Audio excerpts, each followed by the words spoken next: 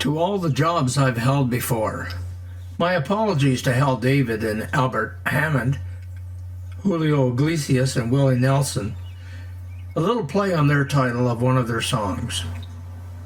In the late 90s, there was a supposed revelation that employees were not sticking to one employer, nor even to one occupation. I was thinking, gosh, I was 50 years ahead of time with my job jumping back in the 50s and then on. I guess I have to start with my paper routes. I have discussed this topic before, but my first route was the Ottawa Morning Citizen, and I took this route over from Eldon Dennis. I would say it covered the western portion of Prescott. It, as most routes did, started from the town hall, as that is where H. Sinclair, Harry, as we knew him, dropped off all the Ottawa papers. As an aside, the Brockville paper and the Toronto ones, the Star and the Telegram, were left at Polly White's pool hall. I migrated to different routes over the years. At one point, I even had both a morning route and an evening one. I had a couple of short-term jobs around 1955. Cutting the grass, thanks Uncle Bob, at the Texaco Tank Farm in Johnson. And one Easter holiday break, I worked for Canada Steamship Lines, cleaning the boilers and stacks on the inside on some of their ships that were wintered at the grain elevator in Prescott. I did spend one summer working permanent 5 p.m. to 2 a.m. shift at the silk mill in Prescott. Thanks to John Laycock's dad for the job. My job there was in the dyeing department. I would place the rolls of silk on the rollers that fed the dye room and then stand under the silk as it was rolled into the dye room and pick any extra salvage of silk as it got caught on the pins that controlled it.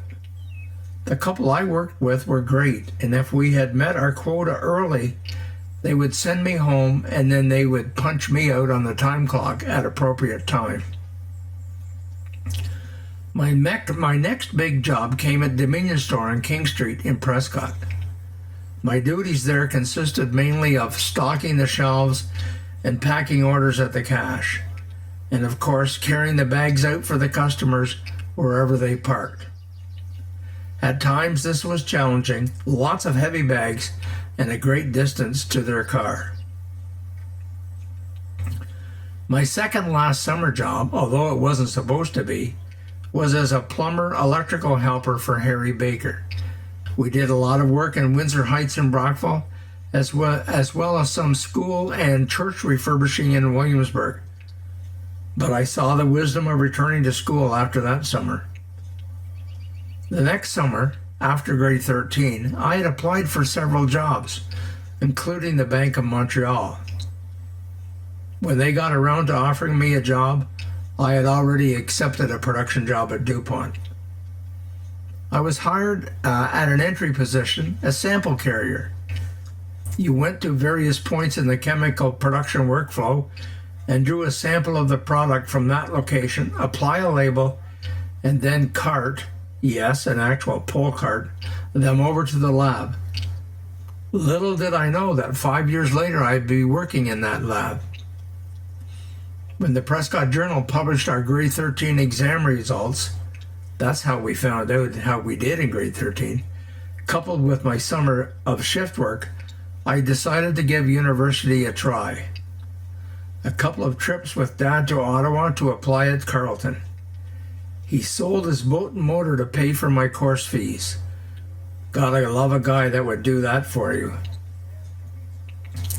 My tenure at Carleton wasn't all that long. It was a tough adjustment for a small town boy to learn to discipline himself enough to attend classes, and more difficult even still to do homework and study. I guess high school had been too easy. The start of the second semester, which had no study weeks back then, had me realize I was going nowhere fast in this academic environment. So the job search was on. Of course, it had to be in the middle of the biggest recession in 50 years. I jumped on the bus every morning and went to campus. I hadn't told Uncle John or Aunt Dorothy about my plans.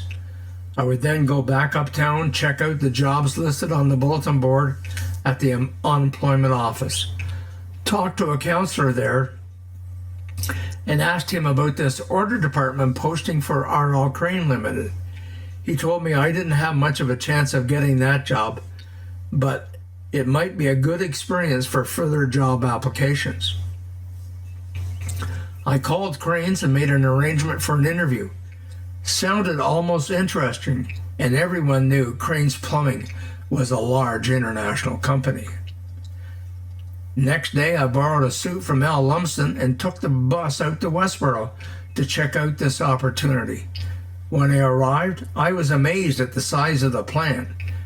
And when I got inside the personnel office, I found out just how loud it was in the plant. But making pipes and other plumbing fixtures must be a noisy scenario. I talked to the head of personnel, Don Houston, and then the actual supervisor for the vacancy, Alex Gardner. Alex asked me if I knew what their product was, and of course I said yes, without disclosing that I already knew it was pipes and other plumbing supplies. The next day I received a call offering me the job. A checker in the order department, and the starting salary had magically gotten reduced overnight, down to $225 a month. You cannot imagine the surprise I got when I started at the end of the week. This was RL Crane, a large printing company of continuous forms. Well, blow me down.